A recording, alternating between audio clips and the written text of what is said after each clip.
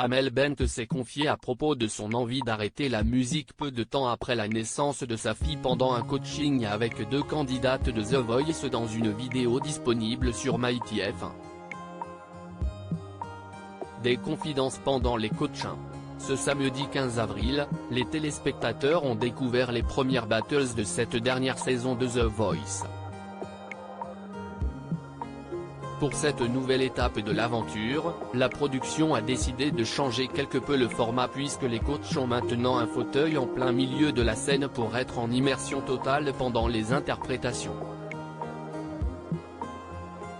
À l'issue de cette première soirée, de nombreux talents ont été sauvés, éliminés ou repêchés par Vianney, Amel Bent, Zazie et Big Flo et Oli.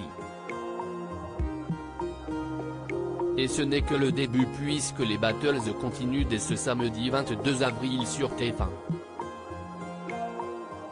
The Voice 2023, une séance de coaching d'Amel Bent sous le signe des confidences pendant le prime des battles, les téléspectateurs découvrent seulement une courte partie des séances de répétition entre les coachs et leurs talents.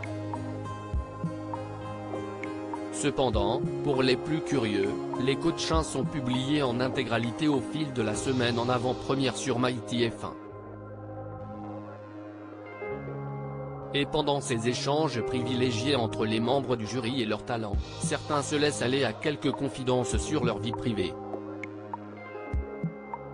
En effet, pendant une séance de coaching, disponible ici, avec Zoé et Cilia, 2 mamans de jeunes enfants, Amel Bent s'est confiée à propos de son envie d'arrêter sa carrière lorsqu'elle a accouché de son premier enfant en 2016. Quand j'ai eu ma première fille, j'ai carrément renié la musique. Ça a soigné tous les endroits que la musique soignait avant en fait. Je n'ai plus besoin.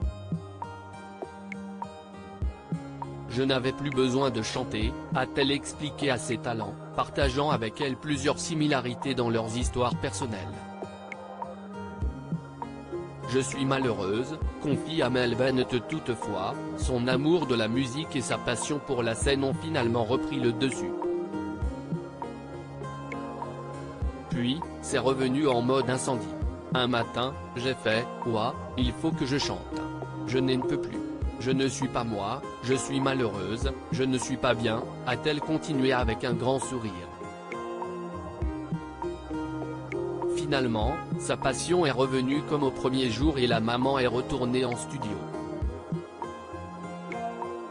Ça 20 ans. Puis, ça revient tout le temps, a-t-elle ensuite conclu.